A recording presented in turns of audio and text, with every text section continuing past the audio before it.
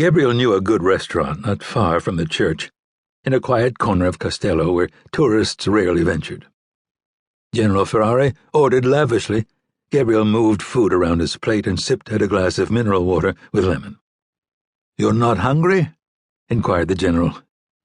"I was hoping to spend a few more hours with my Veronese this afternoon." "Then you should eat something. You need your strength." "It doesn't work that way." "You don't eat when you're restoring?" "Coffee and a bit of bread." "What kind of diet is that?" "The kind that allows me to concentrate." "No wonder you're so thin." General Ferrari went to the antipasti trolley and filled his plate a second time. There was no one else in the restaurant, no one but the owner and his daughter, a pretty dark-haired girl of 12 or 13. The child bore an uncanny resemblance to the daughter of Abu Jihad, the second in command of the PLO, whom Gabriel on a warm spring evening in 1988 had assassinated at his villa in Tunis.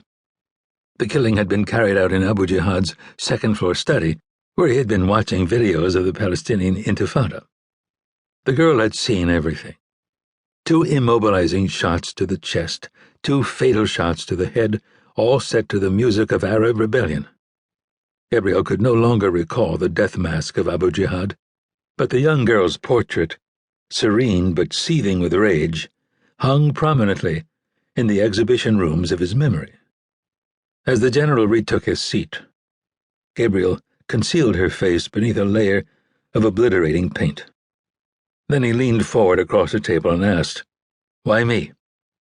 "Why not you?" "Shall I start with the obvious reasons?" "If it makes you feel better." "I'm not an Italian policeman. In fact, I'm quite the other thing." "You have a long history here in Italy." "Not all of it pleasant." "True," agreed the general, "but along the way you've made important contacts. You have friends in high places like the Vatican. And perhaps more importantly, you have friends in low places too. You know the country from end to end. You speak our language like a native, and you're married to an Italian. You're practically one of us. My wife isn't Italian anymore." "What language do you speak at home?" "Italian," admitted Gabriel. "Even when you're in Israel?" Gabriel nodded. "I rest my case." The general lapsed into a thoughtful silence.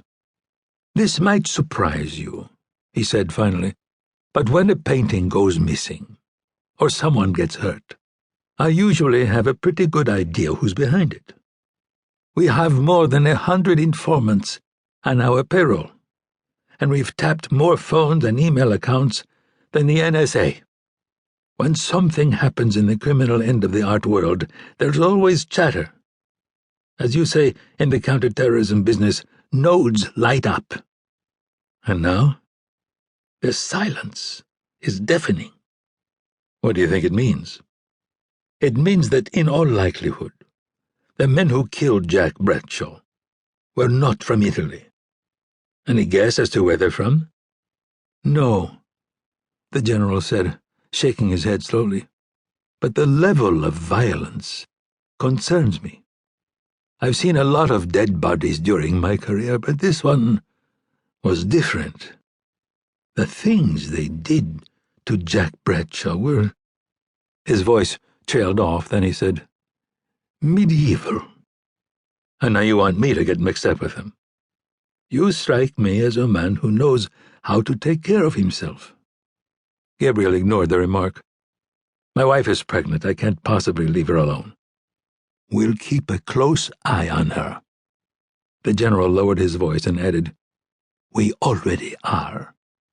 "It's good to know the Italian government is spying on us." "You didn't really expect otherwise, did you?" "Of course not." "I didn't think so. Besides, Allon, it's for your own good. You have a lot of enemies." "And now you want me to make another one?" The general laid down his fork and peered contemplatively out the window in the manner of Bellini's Doge Leonardo Loredan.